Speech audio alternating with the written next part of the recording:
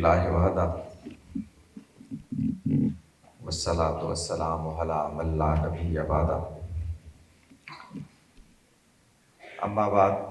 فاعوذ باللہ من الشیطان الرجیم بسم اللہ الرحمن الرحیم۔ اسٹیج پر تشریف فرما بہت محترم مہمانان گرامی، اساتذہ کرام، خواتین و حضرات، ڈاکٹر قبلہ یاز صاحب نے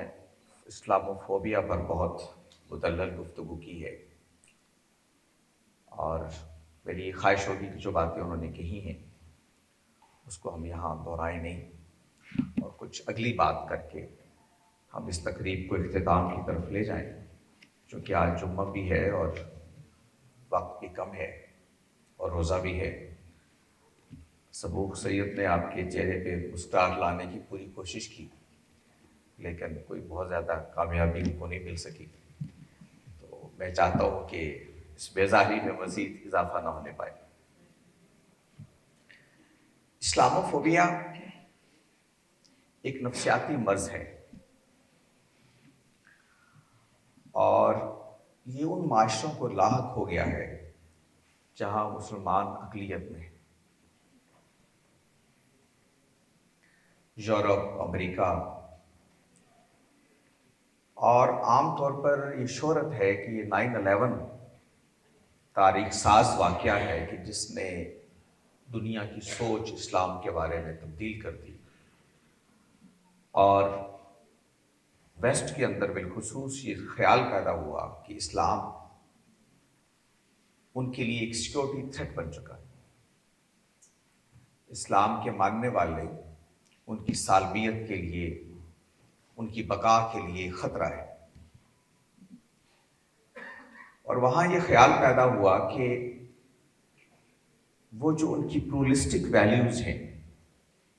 وہ جو نظام اقدار ہے جس پر ویسٹ کو بہت ناز ہے اور جس کے بارے میں ان کا خیال ہے کہ اس کے اندر ایک عالمگیر تہذیب بننے کا پوٹینشل ہے، اس کو اسلام کے ماننے والوں کے ہاتھوں خطرات لاحق ہو گئے۔ اور یہ لوگ اگر ان معاشروں میں رہے، ان کا کردار بڑھا، تو ہماری وہ ساری ویلیوز ختم ہو جائیں گی جن کی بنیاد پر ہم دنیا کے اندر ایک تہذیبی غلبے کی بات کرتے ہیں۔ ان کا خیال یہ ہے کہ اسلام ایسنشلی اپنے اندر کچھ ایسے انگریڈینٹس رکھتا ہے،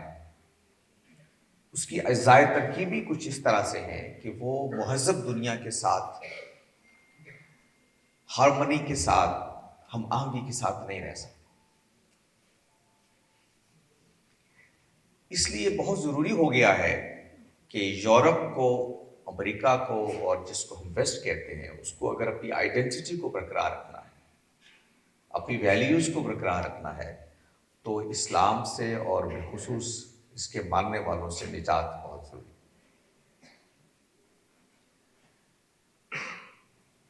ڈاکٹر قبلہ یاز صاحب نے اس تصور کی نفی کی کہ یہ کوئی پوسٹ 9/11 پیدا ہونے والا فنامنن نہیں ہے، بلکہ اس کی صدیوں پر محیط ایک تاریخ ہے۔ ہر دور میں اپنے عوامل کے تحت یہ تاریخ دہرائی گئی، لیکن 9/11 نے گویا اس کو ایک طرح سے مہمیز دے دی، اور اس کو بہت زور و شور کے ساتھ لوگوں کے سامنے رکھا کہ اسلام، دیکھو ہم نہ کہتے تھے کہ اسلام کتنا بڑا خطرہ ہے۔ یعنی 9/11 کو لوگوں نے اس خیال سے پیش کیا کہ دیکھو ہم نہ کہتے تھے کہ اسلام تمہاری تہذیب کے لیے خطرہ ہے، آج ثابت ہو گیا ہے، لہٰذا اب تم نکلو اور ان مسلمانوں سے اپنے معاشروں کو پاک کرو، اور اسلام سے اپنے معاشروں کو پاک کرو۔ آپ نے پروفیسر ہنٹنگٹن کا نام تو سن رکھا ہے، کلیش آف سویلائزیشنز جو ان کی کتاب، اور اس سے پہلے 93 میں ان کا آرٹیکل چھپا تھا۔ تو 9/11 تو بہت بعد کی بات ہے،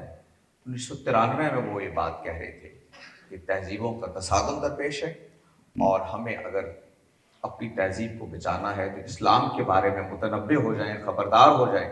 کہ اس کے ساتھ آپ کو ایک بڑا مارکا درپیش ہونے والا ہے۔ علم کی دنیا میں چونکہ آپ اسٹوڈنٹس ہیں اور میں یہ چاہوں گا کہ آنے والے دنوں میں انشاءاللہ میں آگے چل کے آپ سے ذکر کروں گا کہ کیسے اس موضوع پر ایک ریسرچ کی ضرورت ہے اور کیسے آپ جیسے نوجوانوں کے پوٹینشیل کو ابھارنے کے لیے انشاءاللہ نیشنل رحمۃ اللہ عالمین مخاطب الدین اتھارٹی کردار ادا کرنے جا رہی ہے۔ میں آپ سے عرض کروں کہ کوئی تصور آپ اسٹوڈنٹس ہیں اور یہاں ساتھ ساتھ نے آپ کو سکھایا ہوگا کہ پہلے ایک خیال وجود میں آتا ہے اور پھر خیال کو جب اکیڈیمکلی آپ سمجھتے ہیں، سوشلی آپ جاننے کی کوشش کرتے ہیں تو اس کے لیے ایک ٹرم کوائن کرتے ہیں، ایک ٹرم آپ بناتے ہیں اور جس کے پیچھے تصور یہ ہوتا ہے کہ وہ تمام خیالات جو وابستہ ہیں اس آئیڈیا سے اس کو آپ میٹیریلائز کرتے ہوئے ایک اکیڈیمک ڈسکورس میں بدل دیں۔ تو اسی طریقے سے اسلاموفوبیا بھی ایک ایشو کے طور پر موجود تھا جس کو اکیڈیمکلی ڈیفائن کرنے کے لیے یہ ٹرم وجود میں آئی۔ یہ کہا جاتا ہے کہ 1925 میں پہلی دفعہ ایک فرینچ آرٹیکل میں ایک ٹرم استعمال ہوئی، اسلاموفوبیا، اور پھر اس کے بعد برطانیہ میں 1997 میں ایک ادارہ قائم ہوا تھا، تھنک ٹینک تھا، جس نے ایک رپورٹ پیش کی اور اس میں اس ٹرم کو استعمال کیا گیا 1997 میں، جس کے بعد سے پھر اکیڈیمک دنیا کے اندر ایک پورا فینومینن کے طور پر اس کو سمجھا گیا اور اس کے بارے میں تحقیق ہونا شروع ہوئی۔ یہ معاملہ جب آگے بڑھا تو یونائٹڈ نیشنز کے اندر ایک ادارہ ہے human rights council. Human rights council نے ایک رپورٹ مرتب کی اسلاموفوبیا کے عنوان سے کہ جو جنرل اسمبلی میں پیش ہوئی 2021 میں، اپریل 2021 میں، اور اس میں بتایا گیا کہ کس طرح مسلمان مغرب کے ممالک کے اندر امتیاز کا شکار ہو رہے ہیں اپنے مذہبی تشخص کی وجہ سے، اور اس میں بڑی خوفناک حقیقتیں سامنے آئیں اور یہ پتہ چلا کہ صرف مغرب نہیں بلکہ انڈیا، سری لنکا اور وہ تمام ممالک جہاں مسلمان اقلیت میں بستے ہیں ان کے لیے کس طرح کے مسائل پیدا ہو گئے، اور اس میں خود اسٹیٹس انوالو ہوئی۔ اقوام متحدہ کی رپورٹ ہی کہتی ہے یونائٹڈ نیشنز کونسل کی کہ مثلا انڈیا میں پولیس کا ایک سروے کیا گیا اور اس نے بتایا کہ 50% آلموسٹ پولیس والے یہ مانتے ہیں کہ مسلمانوں کے اندر پوٹینشلی کرائم کرنے کا رجحان پایا جاتا ہے، یعنی ان کے بارے میں یہ تاثر پایا جاتا ہے کہ یہ کرمنل ہوتے ہیں مسلمان۔ یہ تقریباً 50% بھارت کی پالیسی سمجھتی ہے۔ یہی معاملہ سری لنکا کے بارے میں رپورٹ ہوا اور باقی ملکوں کے بارے میں رپورٹ ہوا۔ تو کہنا یہ ہے کہ یہ پھیلا ہوا مسئلہ ہے جس کا ہمیں سامنا ہے، اور آپ لوگوں کو اس لیے بھی خاص طور پہ اس کے بارے میں سمجھنا ہے کہ کل انشاءاللہ اعلیٰ تعلیم کے لیے، ہائر ایجوکیشن کے لیے آپ کو جانا ہے ویسٹ کی یونیورسٹیز میں، وہاں پڑھنا ہے جا کے، اور وہاں جا کے آپ کو صورتحال کا سامنا کرنا پڑے گا کہ آپ کی جو مسلم شناخت ہے وہ کس طرح سے آپ کے لیے ایک پرابلم وجود میں لا رہی ہے۔ اس لیے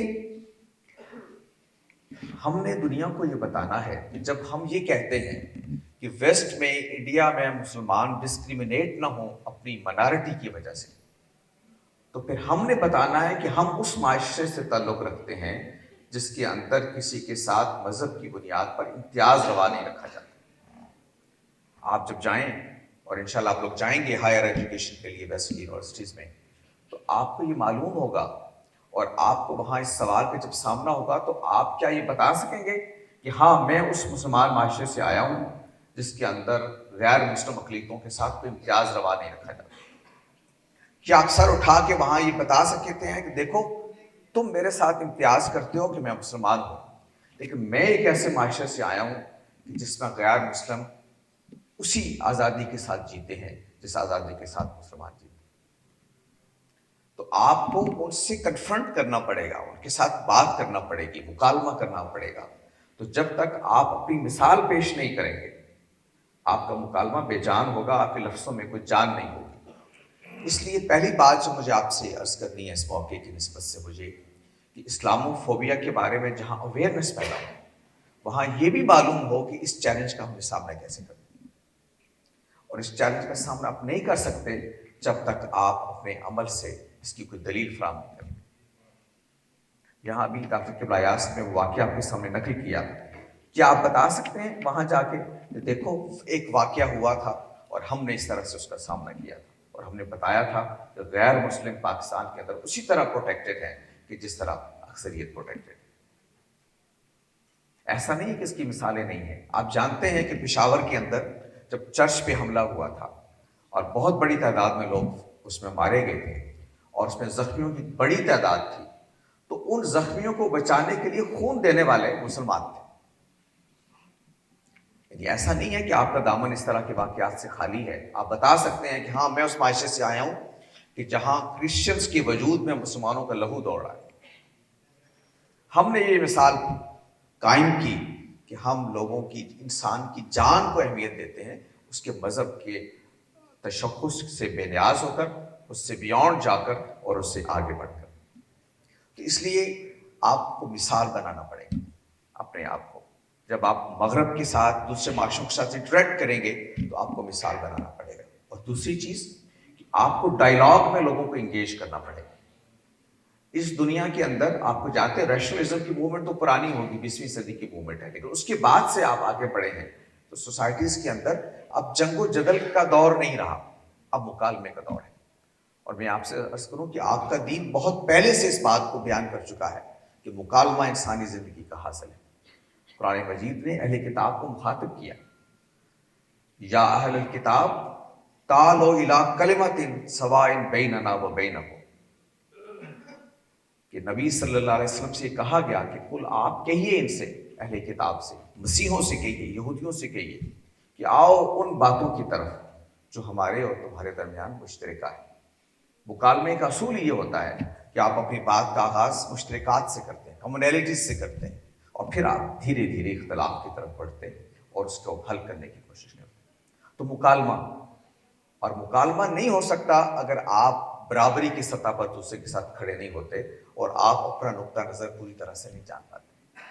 اپنے آپ کو ڈائلاگ کے لیے تیار کیجیے. وہ جس دین کو آپ مان رہے ہیں اس کا ریشنل کیا ہے، اس کی دلیل کیا ہے، وہ کس مقدمے کے ساتھ دنیا کے سامنے کھڑا ہے اور کس طرح لوگوں کو اس کا جواب فراہم کر سکتا ہے. اور تیسری چیز یہ بات جانیے کہ اختلاف کے ساتھ جینے کے آداب کیا. اس لیے کہ اللہ تعالیٰ نے قرآن مجید میں یہ بات 3-4 دفعہ کہی ہے، بہت دو ٹوک لفظوں میں، کہ اگر وہ چاہتا تو تمام دنیا کے لوگوں کو ایک امت بنا سکتا تھا. اس نے ایسا نہیں کیا. یہ ایک ڈیوائن ڈیزائن ہے کہ دنیا کے اندر مذہبی اختلاف ہوں گے، تنوع ہوگا، ڈائیورسٹی ہوگی. یہ ڈیوائن ڈیزائن ہے، اور کوئی آدمی اس کو بدلنے کی کوشش کرتا ہے تو وہ گویا اس فطرت کے تقاضوں کے ساتھ متصادم ہو جاتا ہے. تو آپ کو یہ بات ماننی پڑے گی کہ یہ جو دنیا کے اندر مذہبی اختلافات پائے جاتے ہیں، ایک سے زیادہ مذاہب پائے جاتے ہیں، یہ خدا کی اسکیم ہے. اور خدا نے جو یہ دنیا ایک قانونی آزمائش کے تحت بنائی ہے، اس کے تحت لوگوں کو یہ حق دیا ہے کہ وہ جو مذہب چاہیں اختیار کریں، جو نظریہ، جو آئیڈیالوجی چاہیں اختیار کریں. فرق صرف اتنا ہے اور خیال اس بات کا رکھنا ہے کہ ہم نے اس حق کو جو اپنے لیے مان رہے ہیں وہ دوسروں کو دینے کے لیے بھی تیار ہیں. تو اسلاموفوبیا کا دن ہمیں متوجہ کرتا ہے کہ ہم اس چیلنج کا سامنا کریں. یہ بنیادی مسئلہ ڈائریکٹلی ہمارا نہیں ہے، جیسے میں نے عرض کیا ان لوگوں کا مسئلہ ہے کہ جو ویسٹ میں، ان مسلمانوں کا مسئلہ ہے کہ جو ویسٹ میں آباد ہیں یا غیر مسلم اکثریتی علاقوں میں، انڈیا وغیرہ میں آباد ہیں، اور ان کو اکوموڈیٹ کرنا ہے ان لوگوں کے ساتھ. اور پھر اس ویسٹ کا مسئلہ ہے کہ جس نے مسلمانوں کو اکوموڈیٹ کرنا ہے اپنے ویلیوز کے ساتھ. یہ بات یہاں ہوئی، اور آپ جانتے ہیں کہ جس کو پلورلسٹک ویلیوز وہ کہتی ہے یورپ، اس کی تشکیل میں مسلمانوں نے اپنا کردار ادا کیا. یہ واقعہ ہے، یہ معلوم ہے کہ جب یہودیوں کو مسیحوں نے ساری دنیا میں مارنا شروع کیا تو ان کو اگر جائے پناہ ملی تو مسلمانوں کے یہاں ملی. یہ مسلم اسپین تھا کہ جب ساری دنیا کے اندر یہودیوں کو مارا جا رہا تھا، ہولوکاسٹ وغیرہ اور یہ ساری چیزیں جب آپ دیکھتے ہیں، اور اس سے پہلے بھی جن کی طرف ڈاکٹر فیاض صاحب نے بھی اشارہ کیا، یہودیوں کو مارا جاتا تھا تو وہ جان کے تحفظ کے لیے مسلمانوں کے پاس پناہ لیتے. یہ آپ کی روشن روایات ہیں. تو اس کی ایک مثال آپ کو بننا ہے. قومی رحمت اللہ عالمین و خاتم النبیین اتھارٹی جن مقاصد کے لیے وجود میں آئی ہے، اس میں سے ایک یہ بھی ہے کہ مسلم سوسائٹیز اس کردار کے ساتھ ایک نسبت پیدا کریں جو رسالت مآب صلی اللہ علیہ وسلم نے دنیا کے سامنے رکھا. اور آپ نے دیگر مذاہب غیر مسلموں کے ساتھ کس طرح کا معاملہ کیا تھا، کس طرح کی مذہبی آزادیوں کا تحفظ کیا تھا، اور یہاں نجران کے مسیحوں کے ساتھ جو معاملہ ہوا اس کی طرف اشارہ کیا گیا. محمد حسین ہیکل نے لکھا ہے کہ یہ نجران کے مسیحوں کے ساتھ جو معاہدہ ہوا یہ آگے چل کے اس میں یہودیوں کو بھی شامل کیا گیا. تو گویا اس کے جو اسکوپ تھا اس کو بڑھا دیا گیا اور لوگوں کے درمیان ایک سارے معاملے کو آگے بڑھانے کی کوشش کی گئی. آپ جانتے ہیں کہ اسلام کے اندر غیر مسلموں میں سے اہل کتاب کے ساتھ ایک خاص نسبت ہے. یہ اہل کتاب رسالت مآب صلی اللہ علیہ وسلم کے دور میں یہود اور نصارہ یعنی مسیحوں اور یہودیوں کے لیے تھا، لیکن بعد کے ادوار میں اس کا دائرہ پھیلتا چلا گیا. خلافت راشدہ میں مجوسیوں کو بھی اہل کتاب شامل کیا گیا. ہندوستان میں محمد بن قاسم نے ہندوؤں کو بھی اہل کتاب میں شامل کیا. تو گویا وسعت دی اس سارے دائرے کو. جب انٹریکٹیو ہوئے آپ، جب آپ کا انٹریکشن پڑا باقی اقوام کے ساتھ، تو اس فضا میں رہتے ہوئے آپ کو ایک تو اپنے آپ کو تیار کرنا ہے مکالمے کے لیے جو آپ کو ان لوگوں کے ساتھ درپیش ہوگا آنے والے دنوں میں. کیونکہ آپ ویسے اگر آپ نہ بھی جائیں ویسٹ میں یا ایک دوسری جگہوں پہ، تو ایک گلوبل کمیونٹی کے آپ شہری ہیں، تو آپ کو ایک مکالمہ کرنا پڑے گا. اپنے دین کو سیکھیے، اپنی روایات کو سیکھیے، اور یہ سیکھیے کہ دنیا میں جینے کا حق سب کو ہے اور یہ حق عالم کے پروردگار نے دیا. تو جو حق اللہ دیتا ہے انسان کبھی لوگوں سے چھین نہیں سکتا.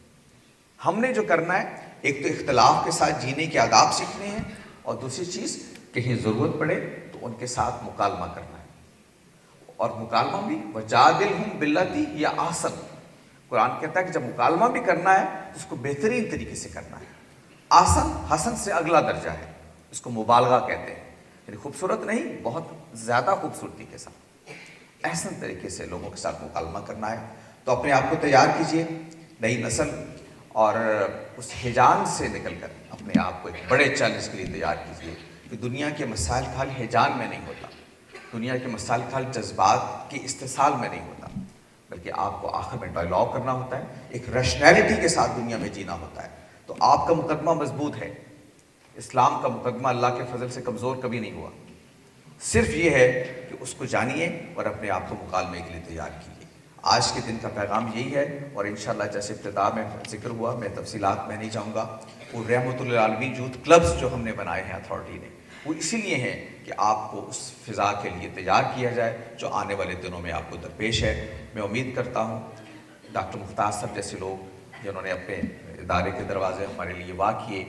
محی الدین بانی صاحب جیسے لوگ جو پالیسی میکنگ کے منصب پہ فائز ہیں، اور رحمت العالمین و خاتم النبیین اتھارٹی جیسے اداروں کے لیے پالیسیز بھی بناتے ہیں اور ان کو سپورٹ بھی فراہم کرتے ہیں. ہم سب لوگ مل کر انشاءاللہ اسلاموفوبیا کے چیلنج کا سامنا کریں گے اور دنیا کے ساتھ مکالمے میں آئیں گے، اور دنیا کو بتائیں گے کہ اللہ کے نبی صلی اللہ علیہ وسلم جو دین لے کے آئے ہیں اس کے اندر امن ہے، رواداری ہے، بھائی چارہ ہے، اور عالمی امن کی ضمانت اگر کوئی بن سکتی ہے شخصیت دنیا میں تو وہ رسالت مآب صلی اللہ علیہ وسلم کی شخصیت ہے. آپ سب کا بہت شکریہ.